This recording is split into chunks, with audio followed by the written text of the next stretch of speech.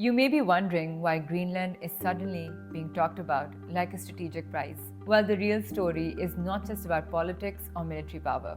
It is about climate change. Before we get to that, let's set the context.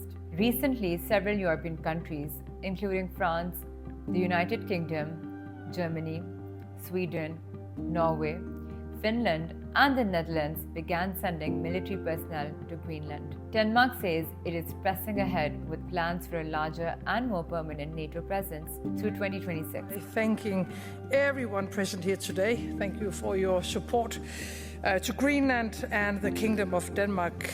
I think it has become clear to everybody that it is not only about the Kingdom of Denmark. What is going on is about more fundamentally European issues and values. It's about our democratic principles, it's about our integrity, and it is about who we are. And I have to say that I think Europe has shown strength and unity these past weeks. I'm grateful, but I also have to say it's the only way forward. We have to build a much stronger Europe. To get there, we need to become more self-sufficient, more competitive, and more independent. That move came after talks between Danish and Greenlandic officials and US Vice President J.D. Vance failed to produce any breakthrough. And it came as European governments realized that US President Donald Trump is serious about his ambition to take control of Greenland. Trump says the island is vital to American security.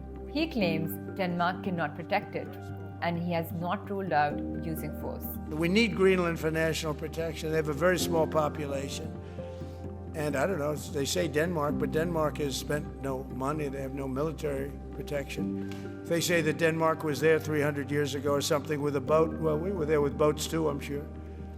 So we'll have to work it all out. But he felt very strongly we need Greenland for national security, not for minerals. We have so many sites for minerals and oil and everything. We have more oil than any other country in the world.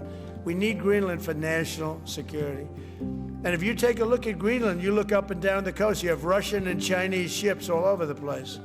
Denmark and Greenland say the island is not for sale. Greenland has never been for sale and never will be for sale. So nothing has changed from the Greenlandic side. And of course, we can see that US is trying to say that they won't rule out to annex our country, and they're also interested in getting our country in other ways. But it's not interesting for us.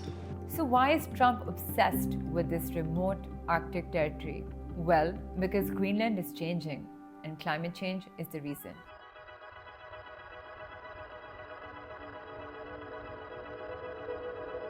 This is a very interesting question, actually. There are both issues. There is geopolitics involved in it in a big way. But that geopolitics has emerged because of the climatic conditions, the climatic changes that are taking place today and at a rapid pace, especially in the Arctic region. And then, of course, there is the issue of, there is an economic aspect to it as well. The rare earth metal is also involved in it. So all these combined, this is a lethal combination for the stability of the world. And that is exactly what is happening around. Now, whether climatic conditions have led to any similar conditions before, I could see it emerging right now. But you see, this climate change has not been a subject of discussion for decades. It really came up for discussion, let's say, about a decade or so back. So perhaps this is one of the most important development that is happening in the world, and that is overtaking geopolitics because of these climatic changes. But at the same time, I could see some other places where this could happen even now. For instance, let's get back to our own region. The Himalayan glacier is rapidly melting because of the rising global heat temperatures. And if the Himalayan glaciers keep on melting the same way as they are, you see, Pakistan, let's say, has been facing floods almost every year now. Pakistan has been facing water shortages almost every year now. One could debate a lot on it, but both of these developments are one way or the other related to climatic changes. And once the glaciers melt on Himalaya at a pace that is going on right now, there are people who are saying that this could also mean that there would be a race for rare earth minerals in that part of the world. And interestingly, when I saw that photograph of Field Marshal showing that piece of clay or a piece of land or earth to President Trump, I immediately realized that this could have been the result of the changes taking place in the world due to the climatic conditions. And if that happens, our region, the geopolitical scenario could worsen in our region as well. So Arctic is not the sole place where geopolitics is taking over because of climate changes. There are other places as well where this could happen, and this is beginning to happen.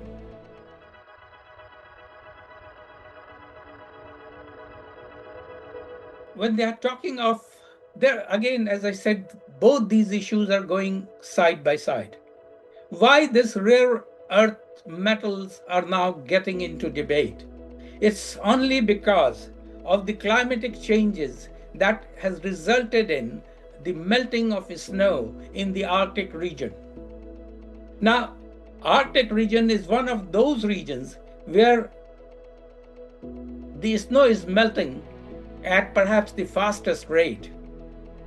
There are indications and reports that snow is melting in that region twice, and some reports say even 4 times the speed of the rest of the world. So once that snow is started to melt, the barren land that is coming out, there is the possibility of a vast volume of rare earth metal present there. And everyone is looking at it very closely. Especially the West is looking at it very closely, because the West is right now dependent upon China to a very, very great extent for the supplies of rare earth metals. Now, when this melting is taking place, Mr. Trump is also thinking of that it is time for us to get into Greenland as soon as possible with all our might and even forces if required, and try to grab the cake that is available there. But it has geopolitical repercussions as well. And this is what we have been seeing, that there were fissures within NATO as well. There have been fissures between European Union and the US as well. Although that division has taken a rather backseat for the time being. But this does not mean that this has come to an end. Of course, there are some convergence of interest between the European governments and the US on security issues, especially after the melting of snows and the climatic impact on the Arctic region. Because both of them don't want Russia and China to be active in that region. They want to keep that away. So that convergence of interest is there. And with that convergence of interest, this divide between the two has taken a back seat. But that does not mean that Mr. Trump is going to give up on his ambitions, or the large mining industries, who generally mining and oil industry has basically been a supporter of Republicans. So they are supporting Mr. Trump because of their vested interest. And they would perhaps not even permit Mr. Trump to give up on those ambitions. So even if it has taken a back seat right now, it does not mean that this is a permanent ceasefire. This is just a time being, this bar is time barred, but anything could happen anytime. Let's wait and see. For most of modern history, Greenland was protected by ice. About 80% of the island is covered by an ice sheet. Its coasts were frozen for much of the year. Its interior was inaccessible. Its waters were dangerous to navigate. That isolation acted like a natural shield, but that shield is now breaking. Over the past 3 decades, Greenland has lost trillions of tons of ice. Since the early 2000s alone, the island has been losing ice at the rate more than 260 billion tons every year. Some of the largest melt years on record have happened in the last decade. Satellite data shows that coastal regions, especially along the west, have lost the equivalent of several meters of ice thickness. Glaciers are retreating inland, and as they do, they're reshaping Greenland's geography. More than 1,600 kilometers of new coastline has emerged. Areas that were frozen solid are now exposed land. Vegetation is spreading into places that were once white year-round. Permafrost is thawing, making the ground more fragile. Storm damage and coastal erosion are increasing, and the sea ice surrounding Greenland is rapidly shrinking. The Arctic is warming nearly 4 times faster than the global average. That process, known as Arctic amplification, is transforming Greenland from a frozen fortress into a reachable, usable space. And that changes everything.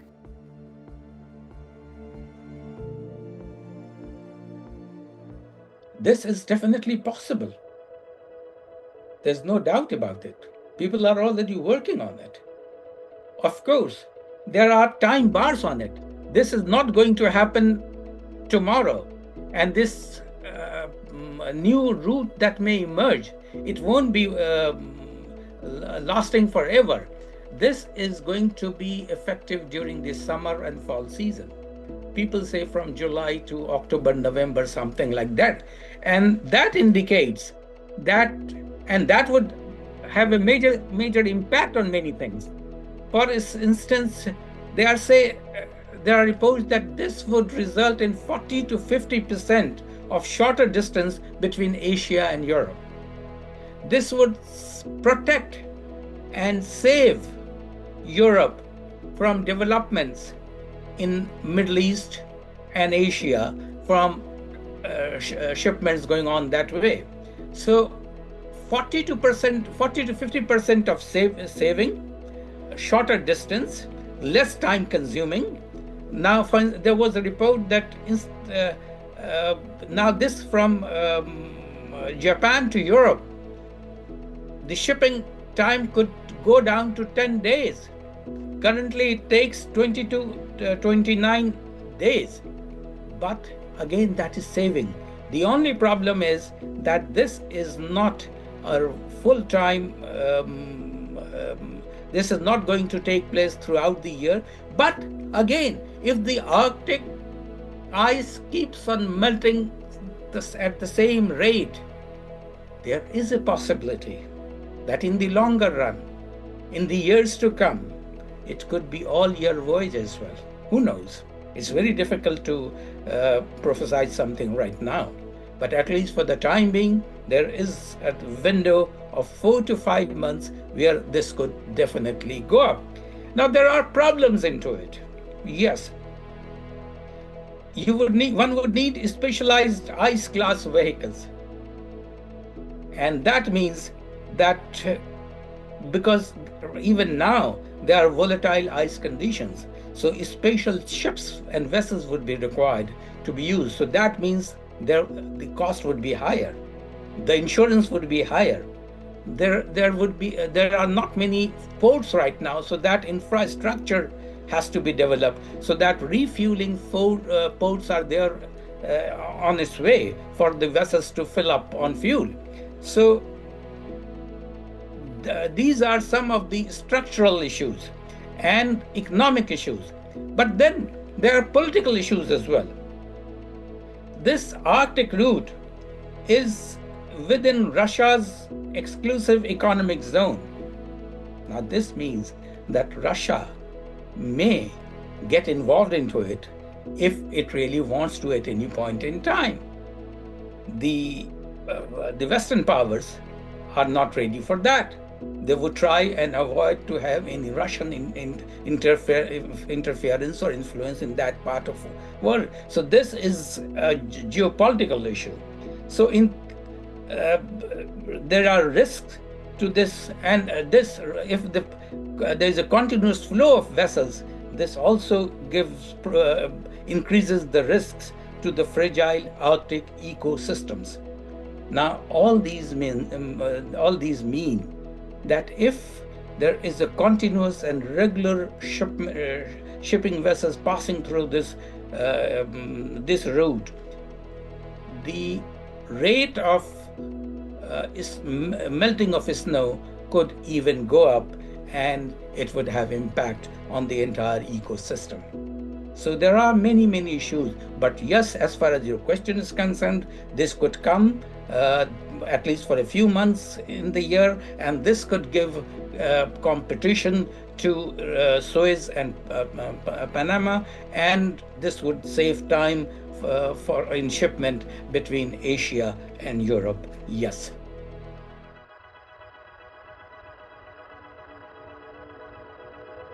That is big question right now. For instance, if I look at it, this area, Greenland, there are some estimates that there are 1.5 million tons of rare earth metal. But, and some of the, if you look at the US list, they have listed 60 metals as rare earth metals. And out of them, at least 25 are present in this Arctic region. So with 1.5 million, and these are those sort of real metals which can impact, of course, the security of US and the West. Because 90% or at least 60 to 70% of rare earth metals are right now produced in China. Out of it, mostly in China, but perhaps they also have got some rights in Myanmar. So 60 to 70% of the global earth metals is now mined by China. But the other issue is that out of this, only China can process 90% of it. The processing and refining capacity, there is very little outside China. 90% of the processing and refining industry is available, capacity is available within China. That means all the other consumers need refined these metals, because when these are unearthed, these are not in a refined state. These are just lump of earth. So they have to be refined to be used. Now, who refines that? 90% of it is refined in China. So that it all indicates that West is dependent upon them, and that is the reason, one of the prime reasons why Mr. Trump is so eager to get into Greenland and grab this pie of cake. But again, this is not an easy thing to do. There, you see, there are slush avalanches there. There's a different ball game altogether. That is threat to people, equipment, roads, everything out there. In 2017, I understand, there was a massive landslide in that area, and which set off a tsunami. There have been 21 wildlives because of this changing climate since 2008. Now, this darkening glaciers are accelerating meltdown. These are causing unstable environment. And so, if literally this process begins, this process of excavating the rare earth metal begins in a big way, then there would be much more impact on on climate, not only in that region, but in fact throughout the globe.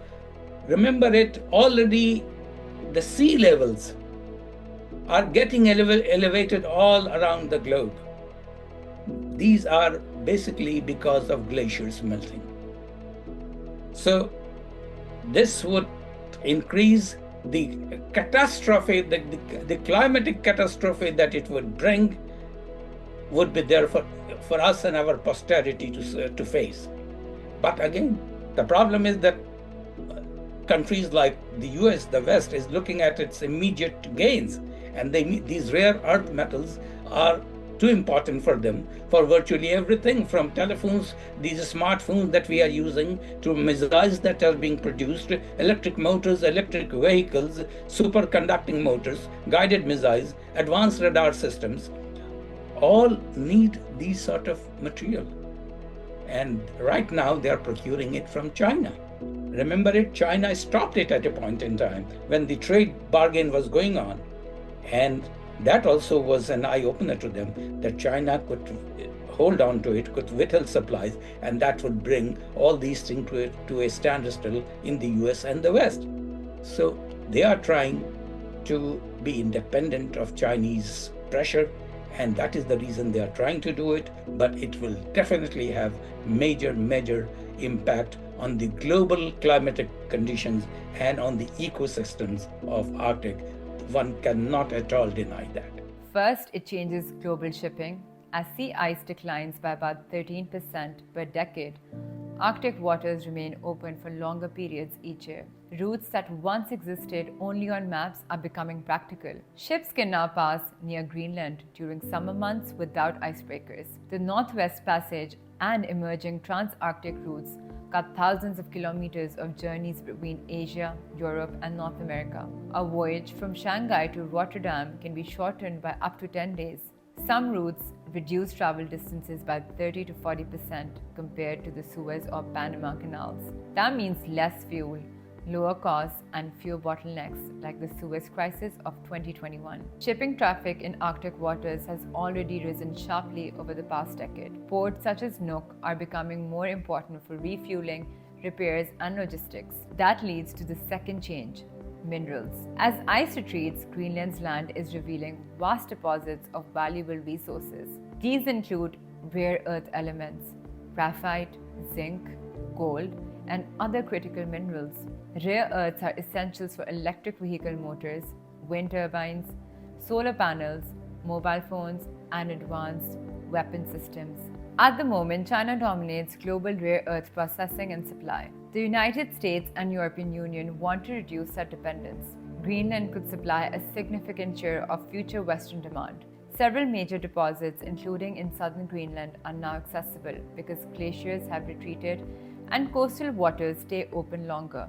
Projects such as Tanvi's Kuan Field and Amit Sok are drawing strong interest from American, European, and Chinese investors. The EU has already designated some Greenlandic mineral projects as strategically important for its green transition. In other words, climate change is turning Greenland into a key supplier for the world's clean energy future.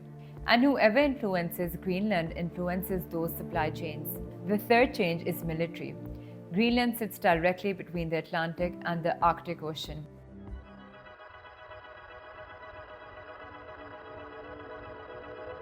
There is, as I mentioned earlier, there is geopolitics involved in it. One, of course, is the aspect of rare earth metals that we discussed, but we just briefly mentioned of the geopolitics involved in it. Let's see, you see, when Mr. Trump threatened of taking over Greenland, Europe and NATO stood against it. In fact, over the last few days, a few weeks back, France opened its consulate in Greenland. And over the last few days, Canada went on to open its consulate in Greenland.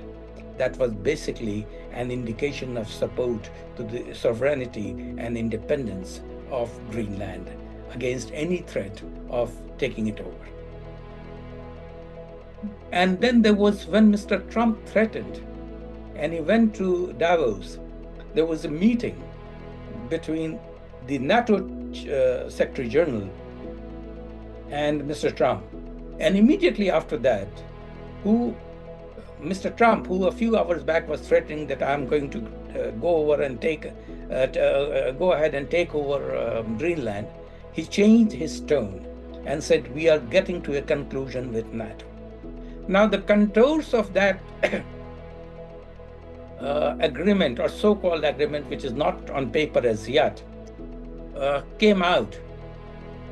The contours of it were not available, are still not available. The blueprint is still not available. But some say that again, there is a convergence of interest that we need to stop Russia and China from getting into this part of the world. Now, this melting of snow has turned this region from a quiet, impassable, it could not be passed, impassable buffer into an area with global power projections and potential flashpoint. So this region, this area has emerged as a potential flashpoint of the world. And that basically reinforced, or rather forced NATO to reevaluate its defense postures, especially targeting the Greenland, Iceland, and UK, United Kingdom gap. There was a possibility that if it melts out, there could be more elusive movement of Russian submarines. Now somehow, for the West, for security reasons, West, Europe, and indeed the US needed to stop it. This melting down permits Russia to expand submarine operation beyond Bering Sea into North Atlantic, and basically complicating NATO's ability to track those submarines. Then not only submarines, the Russian civilian vessels, fishing vessels, research vessels who are there could monitor and threaten critical undersea infrastructure, such as cables and pipelines in that area. So NATO, Europe, and the US needed to stand on a guard on this count. Then this area of competition, that China could also probe the infrastructure. It's not only Russia. So Russia and China could combine to get into those areas and see out what is happening, keeping an eye on the developments out there. So this is a very difficult scenario for Europe and the US. So that is the reason when I said that there's a convergence of interest, because even Europe, NATO, and the US all want this to stop, and they will stand up to it one way or the other.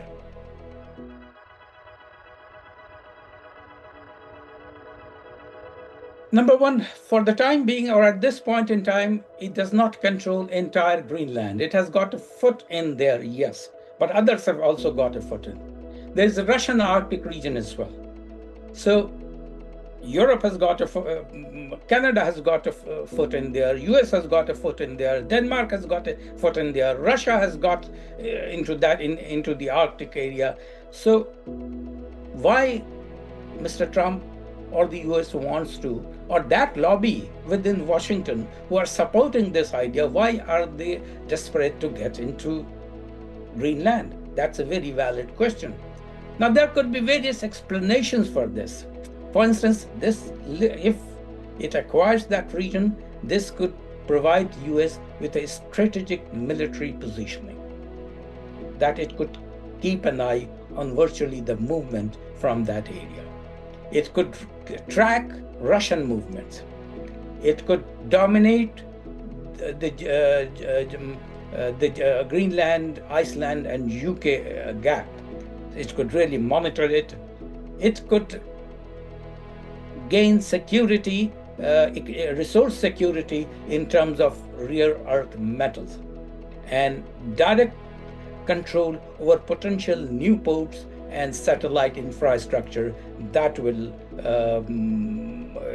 that is to be developed in it if it becomes a water and it becomes the melting continues, which it is going to continue. So it will have and hold over Arctic shipment, which is strategically important for the US. So for all these reasons, US is interested and is seriously interested in getting not only a foothold that it has now there, but somewhat a sort of control over the entire area. How that happens, that is difficult to say.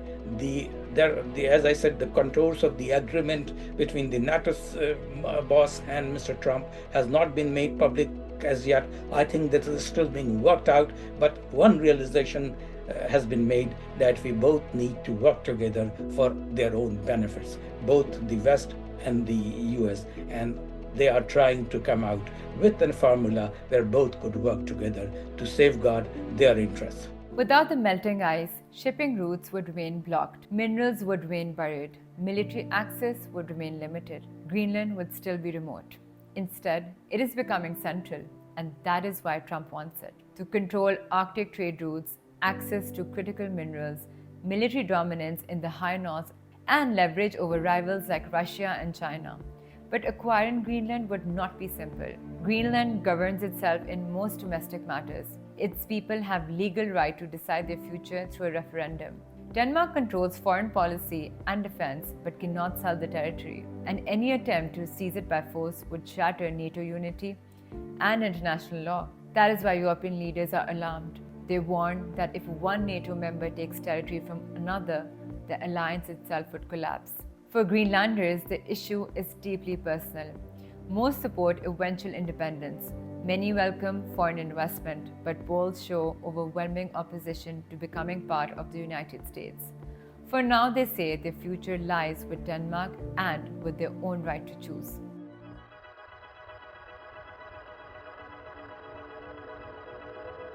It is. And Greenland political leaders have been very clear about it, that the sovereignty and independence of Greenland is non-negotiable.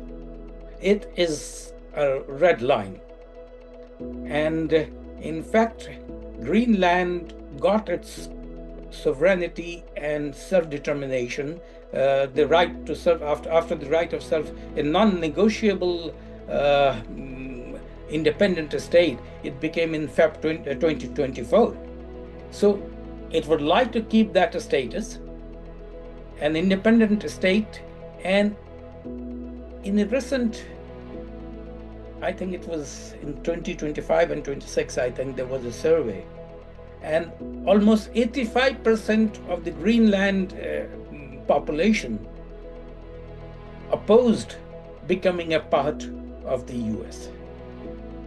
So you could see it, that there is this great drive to ensure the independence of Greenland. Inuit leaders, both who are both in Canada and in Greenland, they say that the future of Greenland can only be determined by the Greenland population, not by external forces, not by coercion. So this is non-negotiable. There is a non-negotiable right to self-determination. They are adamant about it. And not only that they are adamant about it. The world, apart from the US, seems to be standing beside them although none is standing besides us on Kashmir. Kashmir's right for self-determination, that's a different issue.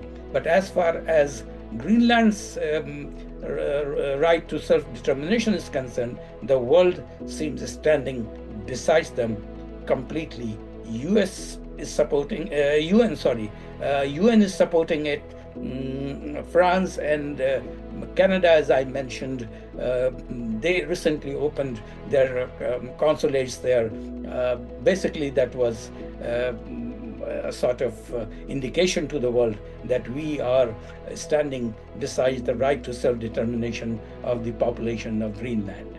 And similarly, Denmark is standing beside them, UK is standing beside them, Germany is standing beside them. So the world is standing beside them.